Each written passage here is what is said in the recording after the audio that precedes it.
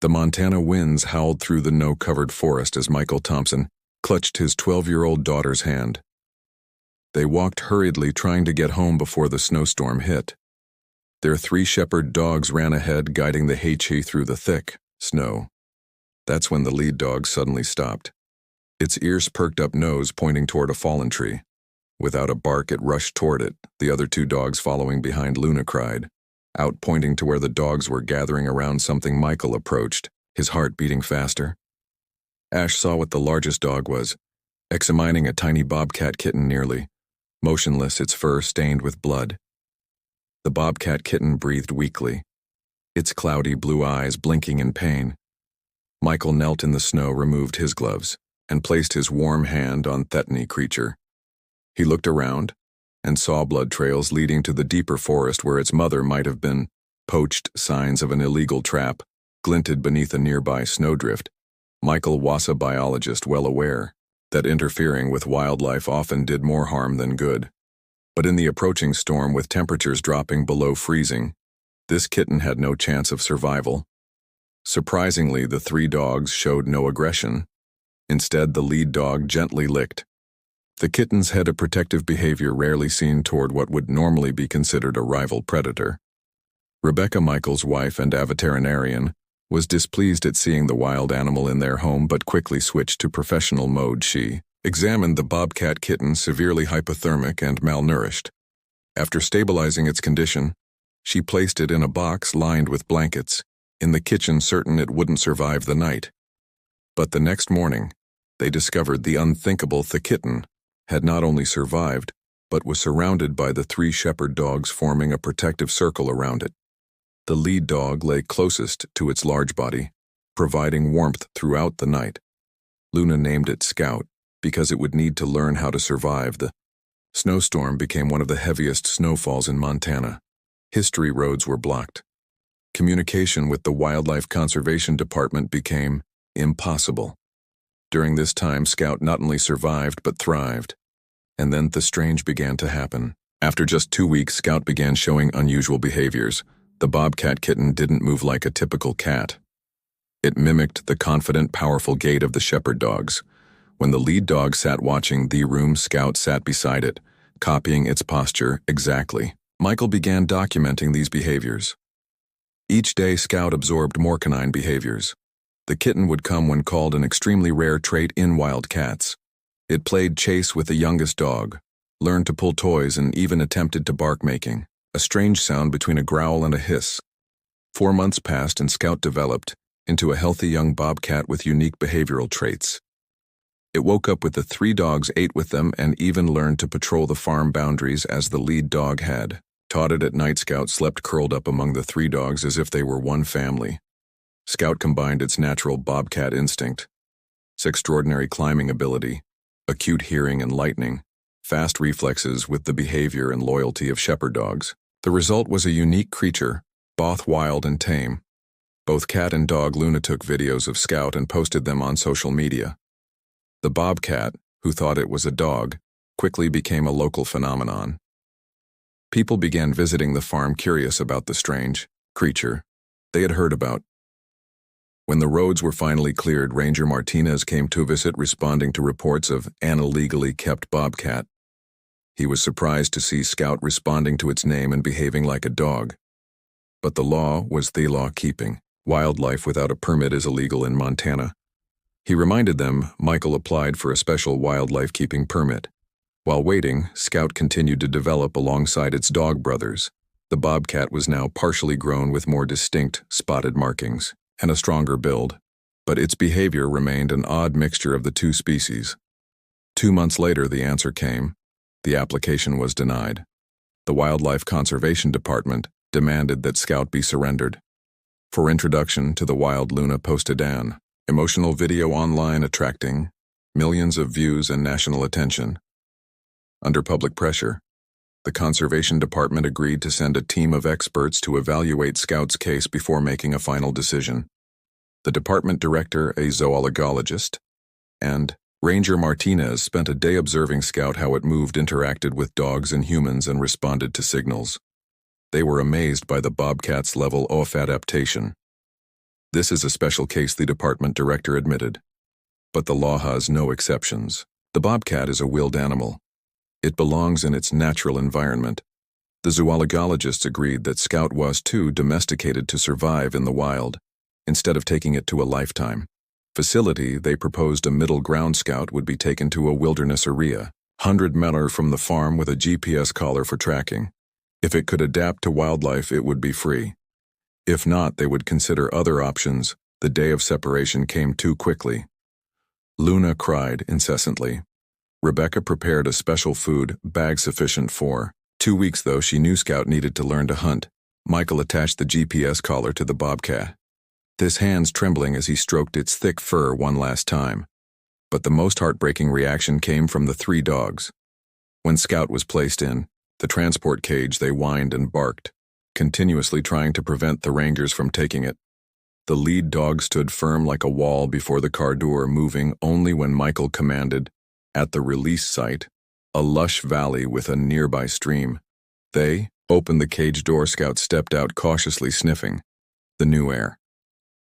It looked into the forest, then turned back to look at Michael and Luna. For a moment it seemed it would not leave. Then a sound in the bushes caught its attention. Wild instinct took over, and Scout dashed toward the sound with the speed and grace of a true predator.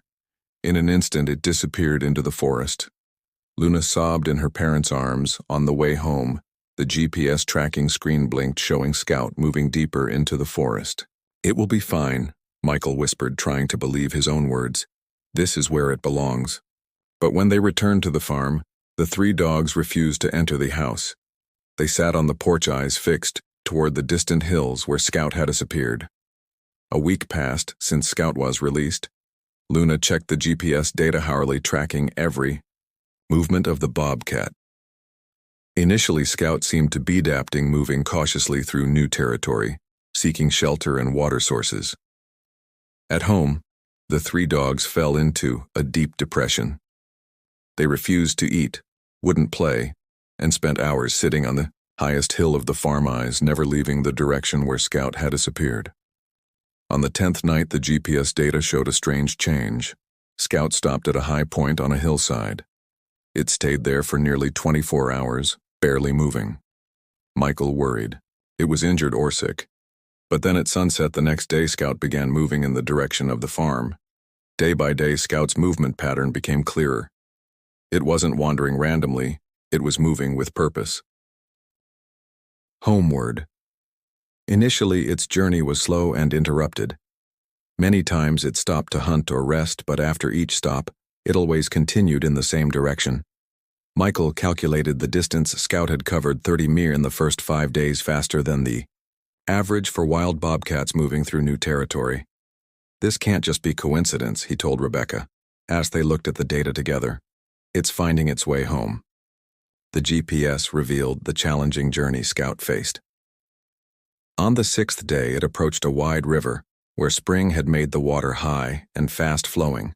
A normal bobcat would avoid deep water at all costs, but Scout taught B dogs who weren't afraid of water, found a narrower point and swam across. On day 7, Scout faced a busy highway. The GPS showed it waiting, hiding in bushes near the roadside for nearly 3 hours. Then in a gap between traffic, it darted across in a flash. Each obstacle Scout overcame. Rivers, highways, human settlements, even territories of other bobcats astonished the Thompson family. The Bible of bobcat behavior states that bobcats don't migrate such distances, especially not in a specific direction, over such a long journey. On the 12th night, the worst happened. The GPS signal stopped completely. The last recorded position was an area of large rocks and dense trees about 40 meters from the farm. Michael and Luna immediately drove to the location. They searched for a full day, calling Scouts, name-checking every rock cave and thicket.